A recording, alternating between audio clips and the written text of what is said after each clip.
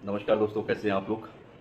हम इस वीडियो में बात करेंगे नेक्स्ट वीक के कुछ ऐसे चुनिंदा स्टॉक्स के बारे में जो नेक्स्ट वीक में कुछ अच्छा करने की संभावना रखते हैं। वो ऐसे कुछ 5-6 स्टॉक्स में लेके आया हूँ और मैंने इसके ऊपर पूरा एनालिसिस किया है। साथ के साथ मैं आपको बताऊंगा कि नेक्स्ट वीक कैसा रहने वाला है। आज 19 हो ही चुकी है, कल 20 और 21 से नेक्स्ट वीक स्टार्ट होगा। मंडे को आपको नज़र बना के रखना है, किस तरह के स्टॉक्स पर आप नज़र बना के रखेंगे मैं आपको वो बताने वाला हूँ। वीकली जो टॉप पिक्स है वो करीब 5-6 ऐसे स्टॉक्स हैं जिनके बारे में हम बात करेंगे और साथ के साथ मैं आपको बताऊंगा कि जैसा आप देख रहे हैं कि मार्केट थोड़ा डाउन चल रहा है। हालांकि अगर पुरानी सारी बातों को हम यहाँ पर थोड़ा थोड़ा करेंगे तो अच्छा रहेगा। पहली तिमाही जो फर्स्ट क्वार्टर है, फर्स्ट क्वार्टर के रिजल्ट्स मैक्सिमम कंपनीज के जो नतीजे हैं वो जैसे हम लोग अनुमान लगाते हैं, अपना एक आइडिया लगाते हैं, तो उस अनुमान के मुताबिक ही रहे हैं। मतलब ऐसा नहीं है कि उस चीज़ का कोई कंपनी ने बहुत ज़्यादा कर दिया हो प्रॉफिट या बहुत लो कर दिया हो। तो जैसा हम लोग सोच रहे थे वैसा ही अनुमानित उसी की तर्ज पर वो मुताबिक बनते हुए दिखाई दिए हैं। मैक्सिमम कंपनीज की हम बात कर रहे हैं और आने वाले जो क्वार्टर्स के नतीजे रहेंगे, आने वाली जो अगली तिमाहीज हैं, तो उनकी नतीजों में भी जैसे अभी आपने क्वार्टर वन के नतीजे देखे तो वो ओवरऑल अच्छे रहे हैं। मेरे हिसाब से कि वो गुड रहे हैं, अच्छे रहे हैं। तो और आगे जो नतीजे आएंगे, अगली जो quarter, second quarter, third quarter के नतीजे जो आएंगे, तो उसमें मैं ऐसा मुझे उम्मीद है कि कंपनियों में और ज़्यादा सुधार देखने को मिलेगा। हालांकि महंगाई जो है, महंगाई दर की हम बात कर रहे हैं, ना करें ऐसा हो नहीं सकता। तो महंगाई दर है और एक चीज़ होती है इंटरेस्ट का जो रेट होता है, तो उसकी भी संभावना बनती हुई नजर आती है कि अगर महंगाई बढ़ती है और ब्याज की दरों में भी बढ़त को लेकर बाजार में छोटी और या मीडियम टाइम का जो इन्वेस्टमेंट है, या स्मॉल इन्वेस्टमेंट या स्मॉल टाइम के लिए आप थोड़े टाइम के लिए इन्वेस्ट करते हैं, या बड़ी या लंबी या मीडियम अवधि के लिए करते हैं, तो उसमें थोड़ी घबराहट हो सकती है या ऐसा बनता हुआ दिखाई दे सकता है। उसका बेसिक कारण महंगाई और इंटरेस्ट रेट का बढ़ना हो सकता है। ऐसा लग रहा है कि कहीं ना कहीं महंगाई थोड़ा बढ़ेगी और हो सकता है इंटरेस्ट रेट अभी तो रुके हुए हैं, अगर बढ़ते हैं तो उससे घबराहट का सामना करना पड़ सकता है। बात ग्लोबल मार्केट की हो चाहे डोमेस्टिक मार्केट की, तो डोमेस्टिक मार्केट और ग्लोबल मार्केट जो है उसमें भी जो टेंशन का टॉपिक होता है वो यही होता है कि इस तरह की महंगाई और ये चीज़ें ना बढ़े। तो बेसिकली जरूरी चीज़ जो है वो यही है। और इसी के बीच में निफ्टी की अगर मैं बात करूंगा तो निफ्टी 19,200 से 19,500 की रेंज में कारोबार करता हुआ दिखाई दे सकता है। बेसिक का जो रीज़न है वो महंगाई और इंटरेस्ट रेट के बढ़ने का जो डाउट रहता है वो एक बड़ा कारण हो सकता है। पहली तिमाही में अगर बैंकिंग सेक्टर की आप बात करेंगे तो बैंकिंग सेक्टर को लेकर के थोड़ा सा निराशा हुई है। आने वाले तिमाही में बैंकिंग कंपनियां और बेहतर करती हुई नजर आएंगी, ऐसा हमें उम्मीद है। अभी फर्स्ट क्वार्टर में थोड़ा बैंकिंग में हल्का निराश किया है, यानी कि बहुत अच्छे रिजल्ट्स नहीं रहे हैं, एवरेज रिजल्ट रहे हैं, गुड रिजल्ट रहे हैं। बट मुझे पूरा उम्मीद है कि आने वाले समय में बैंकिंग जो सेक्टर है उसकी जो कंपनियां हैं वो अपने बैंकिंग जो उनका जो अगले क्वार्टर का रिजल्ट्स है उसके नतीजे में कुछ बेहतरी जरूर करेंगी, कुछ अच्छा उनमें होने की संभावना दिखाई देती है। और लास्ट अगर 15 महीने की बात करें तो पिछले 15 महीनों में पहली बार ऐसा हुआ है कि बाजार वीकली बेसिस पर लगातार चौथे हफ्ते गिरा है। अगर पिछले 15 महीने की यानी कि 1.5 साल की हम बात करेंगे तो इस बार जो ये 4 हफ्ते अभी जो गए हैं इनमें लगातार मार्केट वीकली बेस पर गिरता हुआ दिखाई दिया है। तो ये फर्स्ट टाइम इन 15 मंथ्स में ऐसा देखने को मिला है।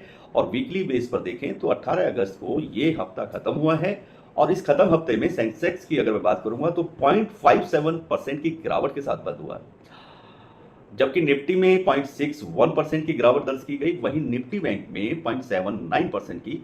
और मिड कैप इंडेक्स की बात करेंगे तो 0.05% की गिरावट देखने को मिली है। और वहीं कल जो फ्राइडे लास्ट डे था, तो कल में अगर कारोबार का आपने देखा बिजनेस में, तो सेंसेक्स 202 पॉइंट गिरकर 64,949 पॉइंट पर बंद हुआ, जो कि निफ्टी 55 पॉइंट गिरकर 19,310 पर बंद हुआ है। इसी बीच निफ्टी बैंक की बात करते हैं तो निफ्टी बैंक 40 पॉइंट गिरकर 43,851 पर बंद हुआ। ऐसे में आपको बिल्कुल जानने की जरूरत है कि आने वाले समय में किस तरह के स्टॉक्स या किस तरह से आगे मार्केट चलने वाला है।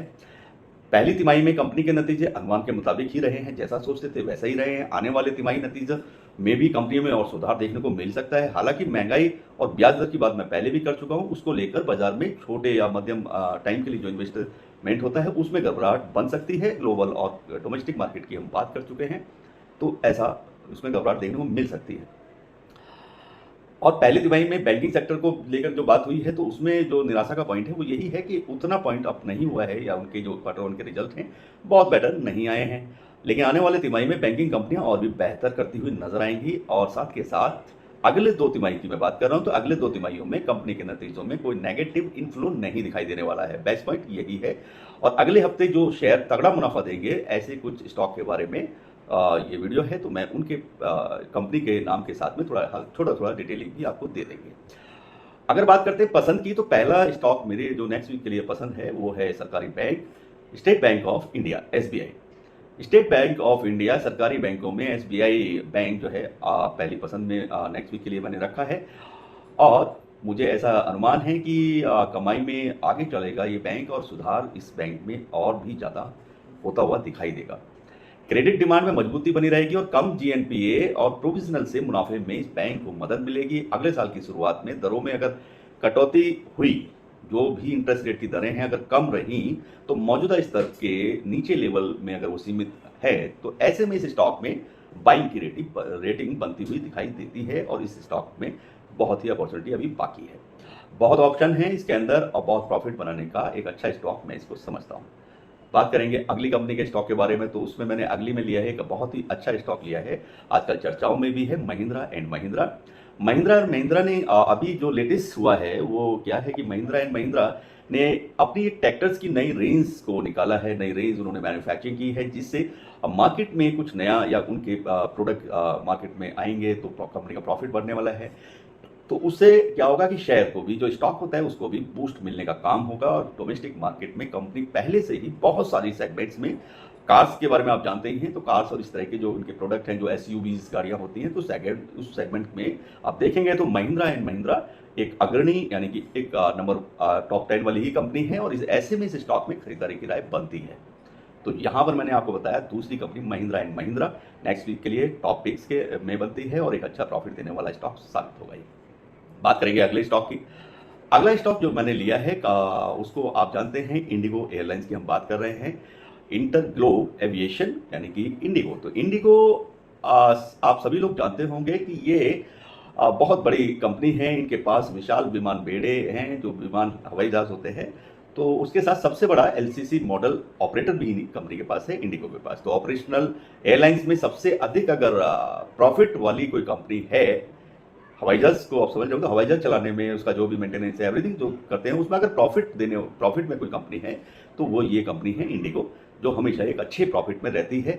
और इसका एक नया चीज़ देखने को मिल रहा है कि ये नए कुछ विमान के ऑर्डर जनरेट करने पर विचार कर रही है, यानी कि खरीदना चाह रही है। तो उससे इस कंपनी में इसके जो भी सिस्टम है बिजनेस में है, उसमें अधिक कनेक्टिविटी होगी और बेहतर जो कस्टमर्स को सपोर्ट होता है, तो उस तरह के ये फैसिलिटी देने में आगे काम करते हुए नजर आएगी ये कंपनी, जिससे इस कंपनी का बिजनेस बढ़ेगा, और बिजनेस बढ़ने के साथ इसके स्टॉक में भी अच्छी तेजी और अच्छा बूस्ट देखने को आपको मिल जाएगा। तो ये एक अच्छा स्टॉक है नेक्स्ट वीक के लिए, और इसमें एक तरह की बाइंग की रेटिंग बनती दिखाई देती है। बात करेंगे नेक्स्ट कंपनी की, तो नेक्स्ट कंपनी जो मैंने चूज की है, कंपनी है क्रॉम्पटन। क्रॉम्पटन कंपनी के जो पहले नतीजे थे वो कुछ खास नहीं थे, क्लियर बात है। तो उसमें कुछ खास नतीजों के साथ में कंपनी ने पेश नहीं किया क्वार्टर वन का रिजल्ट, और कंपनी कई तिमाहियों से प्रेशर में है, प्रेशर झेल रही है।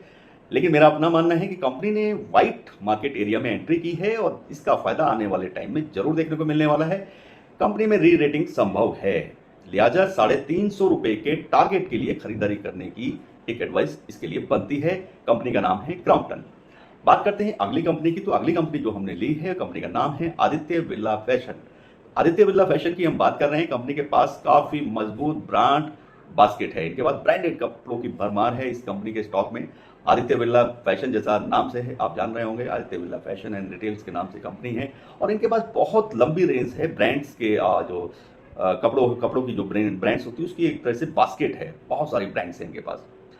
ट्रेडिशनल ब्रांड में भी कंपनी आगे कुछ अच्छा करती हुई नजर आएगी, और लिहाजा इस स्टॉक में खरीदारी करें। मौजूदा स्तर से कंपनी डबल नंबर दिखा सकती है, ये एक इसका प्लस पॉइंट बनता है। अब बात करते हैं नेक्स्ट कंपनी की, तो नेक्स्ट कंपनी है सोलर फील्ड की, सोलर सेक्टर की एक कंपनी को मैंने इस लिस्ट में जगह दी है। तो कंपनी का नाम है SW सोलर। SW सोलर आपका जो बेस्ट पार्ट है कंपनी का, उसका बेस्ट पार्ट उसको बनाता है उसकी ऑर्डर बुक। कंपनी की ऑर्डर बुक काफ़ी मजबूत है, यानी काफ़ी मतलब ज़बरदस्त स्ट्रांग मजबूत है उसकी। ऑर्डर उनके पास भरमार हैं।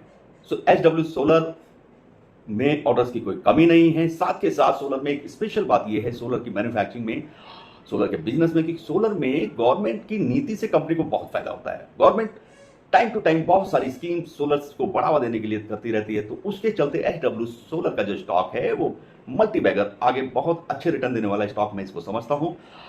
और इसमें अर्निंग का भी इसको बहुत ज़्यादा इस कंपनी के अंदर है। कंपनी के जो क्वार्टर रिजल्ट हैं वो और बेटर आपको दिखाई दे सकते हैं, और इस स्टॉक को 650 के टारगेट के लिए आप बाइंग कर सकते हैं। 650 660 रुपीज़ के लिए आप बाइंग कर सकते हैं। तो ये रहे आपके नेक्स्ट वीक के लिए टॉप 6 ऐसे स्टॉक जो आप नेक्स्ट वीक इसमें स्टडी कर सकते हैं। बाइंग की सलाह जो एडवाइस है वो जरूरी नहीं है कि आप उसको बाइंग करें, लेकिन आपको मार्केट का पता होना चाहिए। आप बिल्कुल पूरा हर कंपनी पर खुद भी स्टडी करें, साथ के साथ अपने फाइनेंशियल एडवाइजर से जरूर सलाह ले लें कोई भी नया इन्वेस्टमेंट करने से पहले। तो ये रहे मेरे 6 ऐसे टॉपिक्स जो नेक्स्ट वीक के लिए मैं समझता हूँ कि एक अच्छा रिजल्ट देने वाले। शॉर्ट टर्म 3 मंथ 6 मंथ में भी ये आपको बहुत ही बेहतरीन रिजल्ट्स बना के स्टॉक मुनाफा बना करके देने वाले स्टॉक साबित होंगे। और सभी लोगों से एक गुजारिश है कि चैनल को जरूर सब्सक्राइब करें, लाइक करें, बेल आइकन के बटन को प्रेस करें। वीडियो मैं यहीं समाप्त करता हूं, और भी किसी टॉपिक पर आपको वीडियो चाहिए तो आप मुझे लिख सकते हैं। सभी को नमस्कार, खुदा हाफिज, bye bye and all the best, good luck.